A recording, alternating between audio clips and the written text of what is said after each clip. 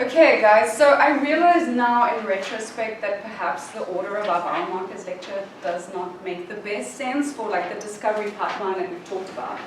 Because we initially want to start out with a discovery-based approach and then narrow in and start validating and doing targeted assays. So today we're talking about immunoassays, which is a way of measuring any biological material, but it's more of a targeted assay and you need to know what you're measuring essentially with any immunoassay because it makes use of antibodies. So it's we're going a bit backwards because next lecture we'll talk about whole proteome analysis and how to do discovery-based analysis with quantitative proteomics. So I do apologize that the order is a bit maybe not so clear, but I think it'll be fine. So immunoassays, what are they and when do we use them? Anyone put up your hand if you've done an ELISA before? A Western blot? An ELISA? Western blot? Yeah, so you know the joys of working with antibodies. So, okay, well that's actually really good then. I'm glad we can start some kind of new material. So, immunoassays, sorry. So we're going to talk about what is an immunoassay, explain immunoassays use antibodies, so exactly why are antibodies so specific. We'll talk about the different labeling strategies you can use. There are a whole bunch of different labels you can use depending on what instrument you have, how sensitive you want it to be, how specific you want it to be. We'll talk about the difference between an ELISA and now the new system which is called Luminex. I don't know if you have heard or worked with Luminex. We have the Luminex system at Stellenbosch if any of you guys want to use it. We'll talk about whole blood assays, which is a very common way of looking at cell-specific responses. We'll talk a little bit about lateral flow assays and lateral flow strips tests that a lot of people would know about and how these work. And finally, a little bit about the type of samples you can work on and which ones will have problems and what you should think about when you're working with them. I'm going to try and just bring this closer to me because it's so hard to do. Alright, so immunoassays, they rely on antibody analyte binding. So they're biochemical tests that are able to measure a molecule. And so in an immunoassay, the molecule you're measuring is called the analyte. So whenever they're saying, what is the analyte you're measuring? It could be anything, but it's the molecule you're interested in measuring. And usually in a solution. Most of the time, serum, plasma, urine, those are the kind of biofluids you can use for your immunoassay, and they contain the analytes of interest. You can look at a whole bunch of analytes, and that's what makes immunoassays so interesting. So you can look at very small molecules like lipids and hormones, but you can look at also much larger peptides and proteins, and of course things like antibodies. So they're quite powerful, and there's quite a lot of things you can do depending on the availability of antibodies that you can purchase. That's one of the limiting factors. But at the moment, we can pretty much produce any antibody that you're interested in. It's just expensive. They're very popular and frequent. Most diagnostic tests will probably run some form of an ELISA or whole blood assay. And they're very powerful because they're both qualitative and quantitative. And I mean, most of the things we're talking about in terms of biomarker development and the tests you can use, you want it to be quantitative. And also they're very high throughput. So most of the time they're done in a 96-well plate, so you can do quite a lot of samples at the same time. They're, in fact, now, if anyone does ever do an ELISA, you'll realize that they are quite laborious to do, and we have new systems now, like Luminex, which does simplify your life a little bit. So we'll talk about that as well.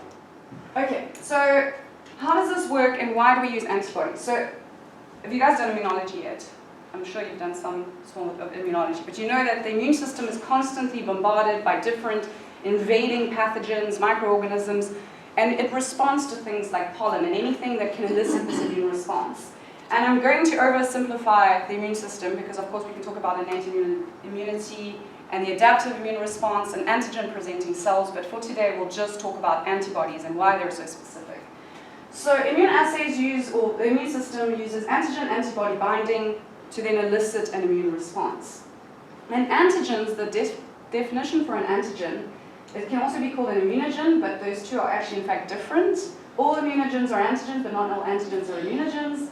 And they're molecules that are capable of being recognized and bound by the immune system. So after they've been processed by your antigen processing cells, they're presented and you mount an immune response. And usually specific antibodies are mounted for, say, an infection with a virus.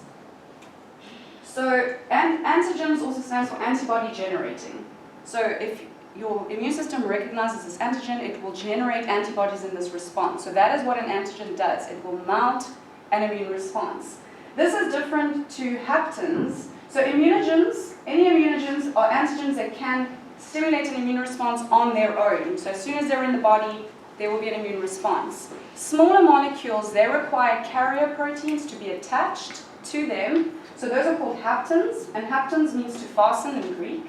And there are small molecules that will only elicit an immune response when they're bound to these carrier proteins. So once they're bound, they become haptens, and then they elicit an immune response in that way.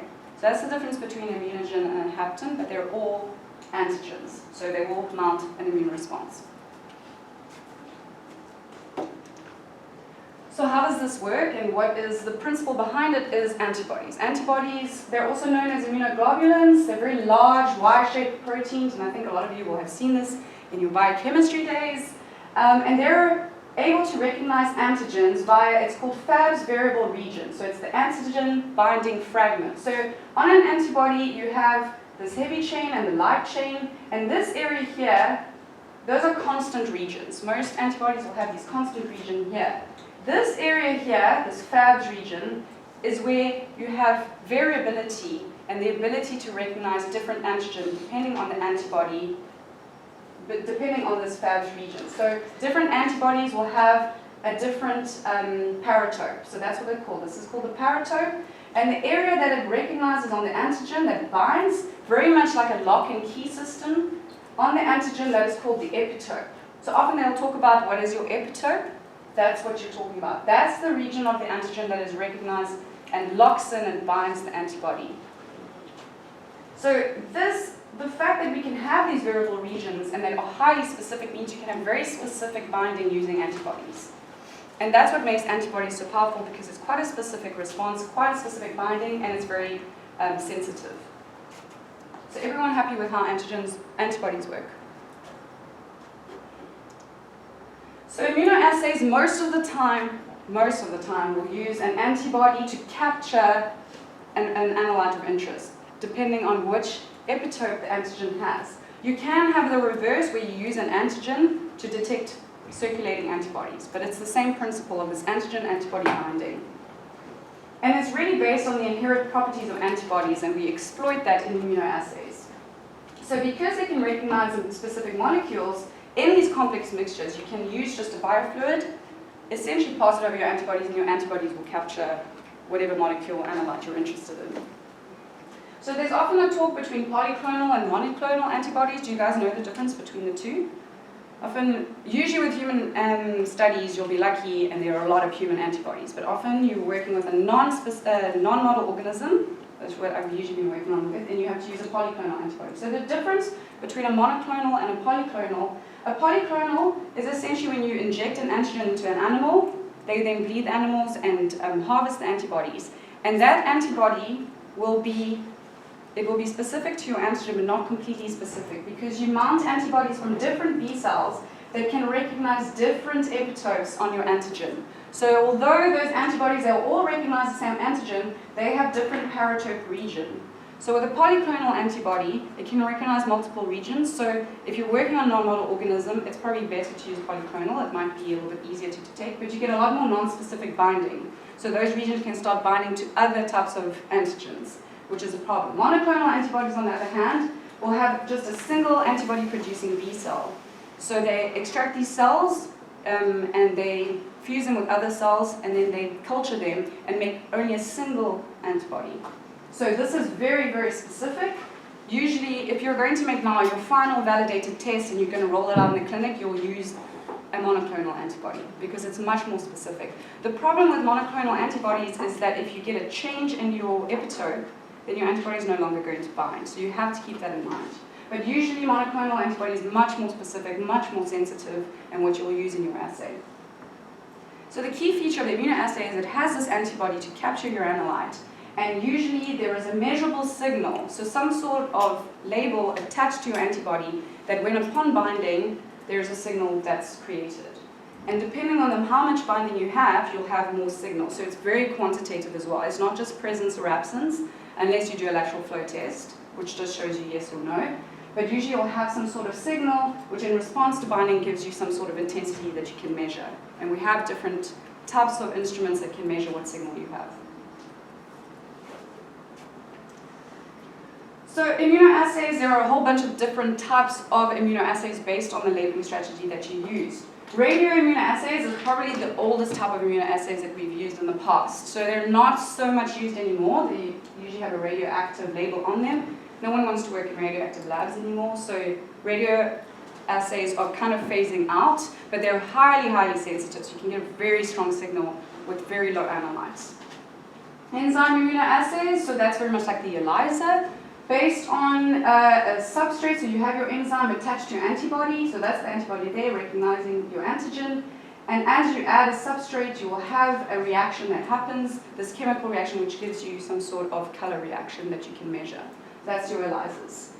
Fluoroimmunoassays use fluorescent antibodies, and you have also chemiluminescence, so that's a luminescent signal. The problem with these two is usually you need some sort of instrument that can detect fluorescence or luminescence. So often in the lab, if you don't have access to that kind of instrument, you won't be able to do these assays. But very, very sensitive as well. The problem is a lot of these signals fade over time, so you have to read them in real time. But that's true for most of these assays. Usually you're not going to let your plate sit overnight. And then finally, immunochromatographic assay, so that's a lateral flow test. It's called an immunochromatographic because you have almost a chromatography that happens over a strip that passes the analyte over your antibodies and captures it. And so it's part chromatography, part immunoassay. So those are different labeling strategies. And usually when you're designing your test, you can probably talk with maybe the validation scientists at the company you're designing your test for who will advise as to what best system you have. And they each have their pros and cons. So those are different labeling strategies. So let's talk about ELISAs because they're probably the most common used immunoassays. Most people will use them at some point in their lives and have to set one up. So ELISA stands for Enzyme-linked Immunosorbent Assay. And there are two principles of the ELISA. The first is how you capture your analyte, and the second one is how you're going to detect it. So when we look at capture of the analyte, you can either do it directly or indirectly. So direct capture, you have, this is your mixture, let's say your biofluid, your serum, that contains a whole bunch of molecules, and you're interested in the little blue analytes. So you will have coated this well. This is, imagine this is a 96 well plate. This is one of your little wells, and you'll have some sort of buffer on them that allows attachment of all of these molecules. So direct capture, you capture everything. So what do you think would be the problem with the direct capture? Good. Yeah. So non-specific, heterogeneous mixture, you might not necessarily bind all of your antigen of interest. So it's obviously much easier, you just coat your plate, but it's not very specific. And you might end up washing off something that you're interested in. Indirect capture is what you also known as a sandwich assay. So basically you will pre-coat with your capture antibody. So you know that you want to look at this antigen and you've mounted antibodies for it. Your primary antibody that is coated on the bottom, and then as you wash, your antigens binds to it and then you can wash everything else off. Obviously this is requires another step, but this is much more sensitive and specific. And probably most ELISAs you would do now are sandwich assays. If you've got something you know is present in very high concentration, you can probably go for a direct capture. So then you can also look at direct detection and indirect detection. So here I'm showing you a sandwich, but imagine that you can also do the direct capture and then detect it the two different ways, but we're looking at a sandwich at this point. So with direct detection, you would have now a secondary capture antibody that is bound by your whatever label you've chosen. So in this case, we're doing chemiluminescence. And it's attached to a horseradish peroxidase that will change and emit a signal upon binding, and once you add your substrate on, and so you make a little sandwich. And so with a direct detection, you only can bind one antibody to that sandwich. With indirect detection, you would have another primary antibody that will bind, and then you do a secondary antibody. And so your secondary antibody binds to your primary antibody.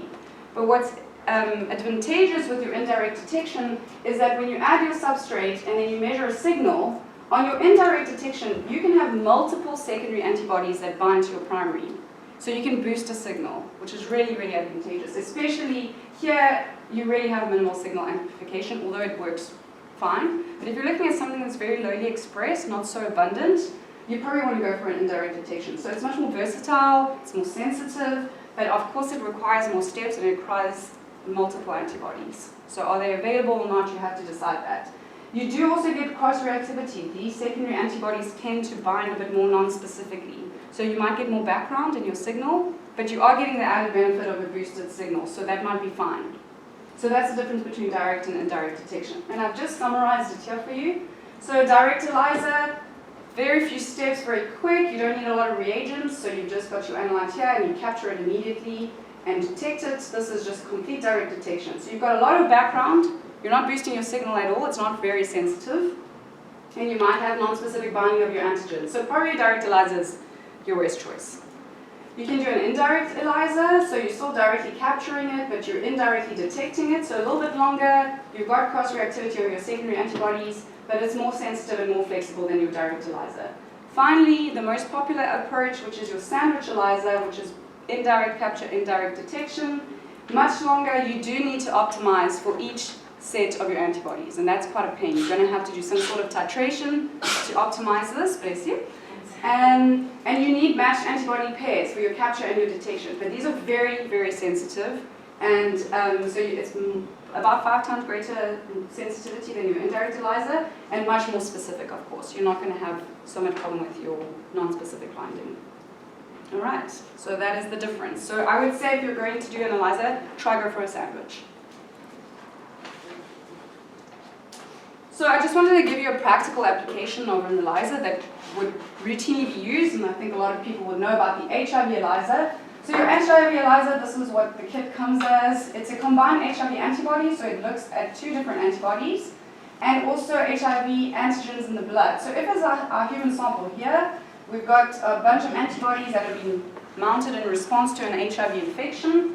And then this is how the plate looks here. You have anti-P24 capture antibodies that will look for P24 antigens. You have antigens that are labeled here, synthetic peptide antigens that can capture the antibodies present in the human sample.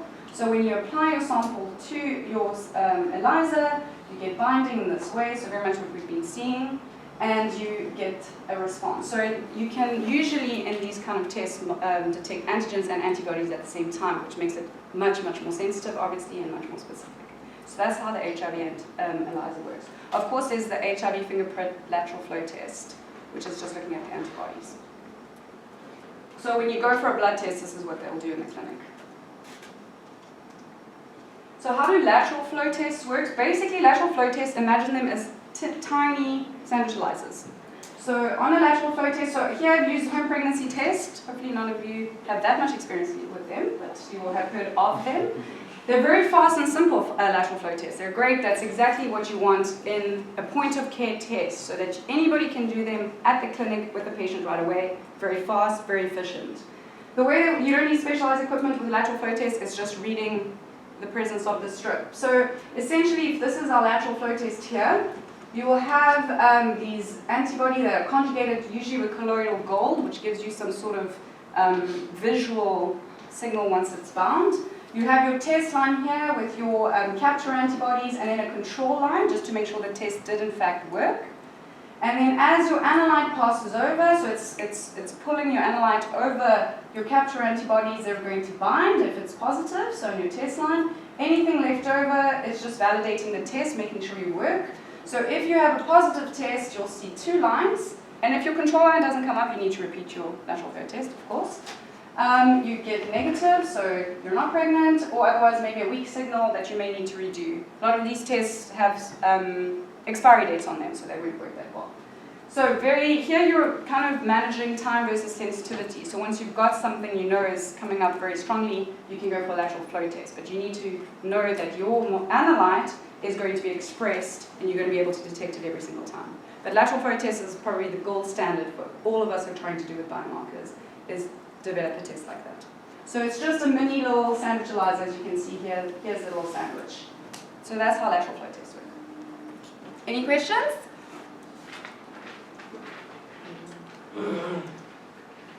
So right now we've been talking about all of these immunoassays that really can measure 1, maybe 2 analytes at a time. And that's quite laborious and high throughput. So although you can do it in 96-well plate, so theoretically 96 samples, you can only measure 1 analyte at a time. Luminex has come around, and it's very similar. It's an immunoassay, uses antibodies, but it can measure multiple analytes in a single well. So this is very powerful. The company claims to be able to measure 500 analytes in a single drop. So the nice thing about Luminex is it can take very, very small amounts of material. I think we were doing CSFs at the moment with, I think maybe 20 microliters of CSF, so it's pretty powerful. It can detect and quantify a whole bunch of secreted proteins, so your cytokines, chemokines, and growth factors. Anything basically, if you can have an antibody to it, you can design a Luminex assay, and it's very high throughput compared to an ELISA. Although if you speak to our RAs that work in our lab setting up the ELISAs, the Luminex, they're not that big a fan of it, because you still have to do some sort of optimizing. So I'll show you exactly how the technology works. Basically, you have color-coded magnetic beads, and you have a whole bunch of different beads in a single well. And these beads will be pre-coated with your capture antibody.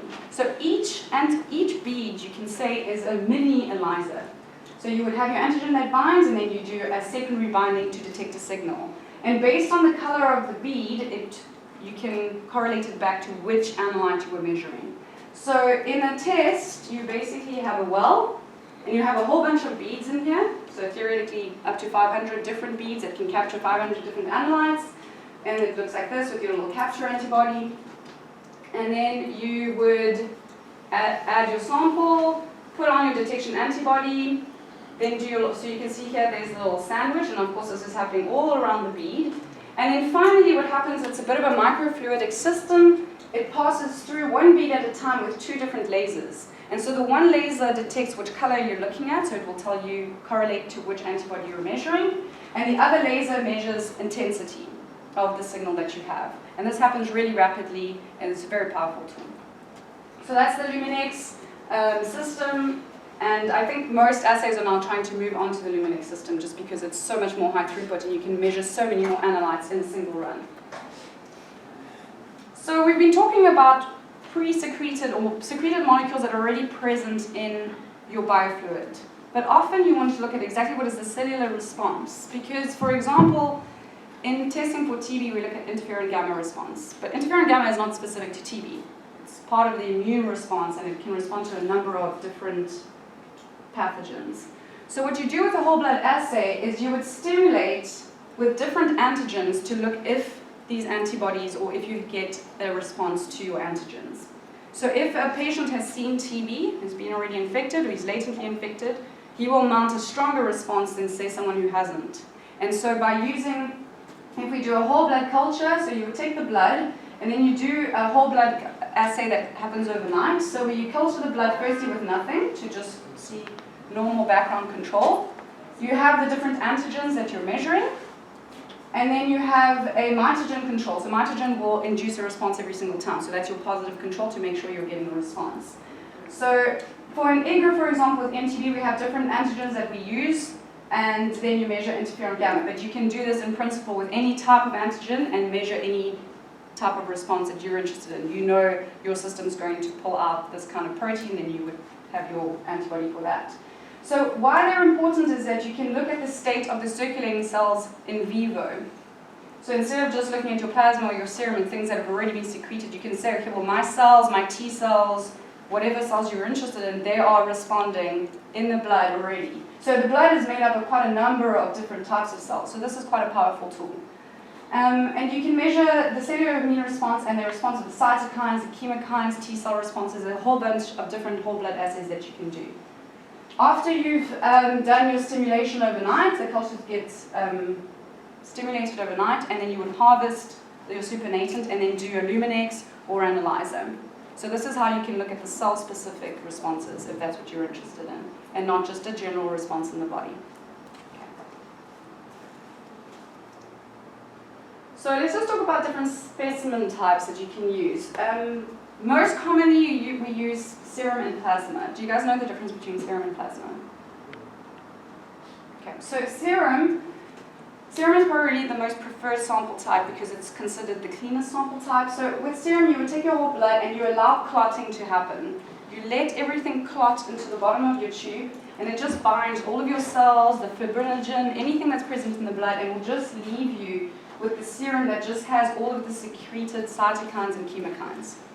With plasma, you have an anticoagulant present in it, and then you do almost a differential cell centrifugation, where you would have your whole blood cells and your platelets here, your red blood cells, and then your plasma. The problem here is that sometimes you have contaminating or interfering substances like your EDTA as your anticoagulant, and you do not get rid of all the fibrinogen that's present. So there will be some cells and some contaminating substances present in there. So there are different reasons which ones you would use. Serum, as I said, it's considered a cleaner sample. It doesn't have as many contaminants in it. It's the gold standard. It's much more stable once you've done your clotting. The problem is it's not a quick and dirty. You can't just quickly go and analyze your blood. You have to let the clotting happen. You have to wait for 30 minutes, and if you don't do it well, there could be downstream processes that go awry. With your plasma, it's much faster. You're looking at more of the circulating blood, so it's not so specific. But you will have platelet contamination, and you're actually, as your blood is sitting there, your cells are responding and also secreting things into the plasma. So you might not have such a specific response if you're looking at plasma instead of serum. But there are a whole bunch of different tissues, and I wish I'd now made more of a plant-specific or different types of organisms, but of course you can look at any sort of biofluid. This publication is is nice if you're more interested in seeing the differences between the two. They did an analysis between plasma and serum. A lot of people think it doesn't matter. Just use plasma, just use serum. Some people use either or, but there are inherent differences and you should be aware of them, especially if you're going to be comparing a whole bunch of serum samples or plasma samples. So I encourage you to read this publication if you are interested. You can also look at whole blood like we spoke about, so that's a cell-specific response. Are you going to isolate different cell types, or are you going to look at the whole blood as it is? You need to think about that. Urine is mostly used to look at metabolites in the urine. Of course, we excrete the metabolites as they're processed. Urine does have a lot of things like urea present. I think if anyone's worked with urine, they'll know how difficult sample type can be. Cerebrospinal fluid, we already spoke about that, to look at the blood-brain barrier integrity. Of course, you need to choose a sample type that is maybe a site of disease. If you're very interested in like what's happening in the lungs, what's happening in the brain, you need to think about that. You can also look at saliva, sweat, tears, stomach fluids, bronchoalveolar lavage. I mean, really biofluids are kind of endless. Amniotic fluid, cord blood, they use that a lot for fetal exposure to drugs. This is not a comprehensive list. There's of course other biofluids you can use, but for your immunoassays, it's usually you're using a biofluid because it's much harder to extract circulating, say, cytokines and chemokines from a tissue biopsy, but it is possible. With tissues, you can often do immunohistochemistry using antibodies to bind to your targets.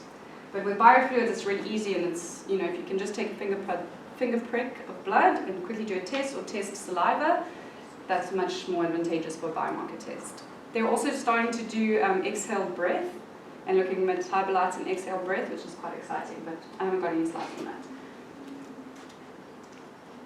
So there are a lot of pitfalls and things that can happen in your immunoassay that can give you very strange results and you don't know why. And a lot of students start doing their ELISAs not having thought about polyclonal antibodies, monoclonal, they just start going and then they're like, nothing makes sense, I'm not getting a good response.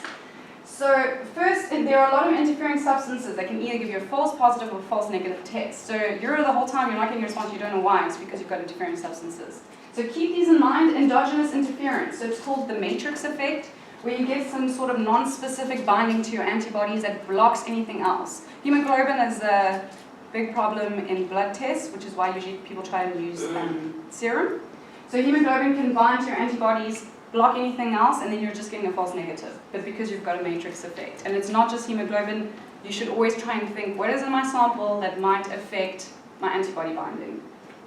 Cross-reaction of antibodies, that's very problematic, especially if you have polyclonal antibodies, they're not going to be very specific. So they will non-specifically bind, and you might get some sort of background signal. But that's why controls are important, right? That's why we include so many controls in our assay, so we can determine what non-specific binding we're getting. So also system-related errors. Of course, you can get pro-contamination or carryover when you're doing your ELISA. Working with 96-well plates can get sometimes a bit confusing or tricky. And pipetting errors, all of that, you see it often in ELISAs that you just don't get good tests, and it's because maybe the analyst that day was feeling tired. Hook effect is a very real problem. So a lot of times you think, the more the better. Like, let me just add as much analyte to my thing, and at least I'll be able to detect it. The problem with the hook effect is it actually gives you false negative or weirdly low results. And the reason this happens, so this is the hook effect I'm talking about. So if you've got your capture antibodies, this is the ideal scenario. You've got your antigen that's bound really nicely to your primary. If you have too much antigen, what ends up happening is almost some sort of saturation effect, where now it starts, I actually can't see it. There's supposed to be another antibody there. I don't know if you can see it properly. But basically, because of saturation, your capture antibody is saturated. Your secondary capture antibody here is also saturated, and they can't make the sandwich. So all of a sudden, you're not getting a result, but there's tons of analyte. So what happens here, this is concentration of your analyte and your signal. So as your concentration increases, you get a nice boost in signal. But after a while, there's a saturation point where you start getting this hook, and all of a sudden the signal starts going down. And that's this reason. It's because you've got saturation of your antibodies. So be aware that that's why you usually have to do a titration and you have to optimize with different concentrations of your analyte, because this is a real problem. So to finish off, immunoassays are analytical methods. They are dependent on antibody-antigen binding. That's the take-home message there. If you can remember how antibodies work, I'd be really happy. Immunoassays measure the presence and the concentration of your analytes in a biofluid. They're highly sensitive and specific. The ELISA is a test that uses antibodies and a color change to identify your analytes. And usually we use a sandwich and ELISA. Luminex technology is much more powerful technology that can multiplex up to 500 analytes in a single well. And the whole blood assay is very well suited if you want to measure cytokine production while keeping your physiological environment of the blood, and you're looking at cell-specific responses. And very important, consider the sample type before you start your assay. Will I have interfering substances? Is my analyte present in here? Will I be able to detect it? And how do I make it simpler? And in next time's lecture, we're going to be talking about proteomics, and we'll talk a lot more about sample types and how things can influence your results and what you should think about. And that's it. All righty. Are there any questions?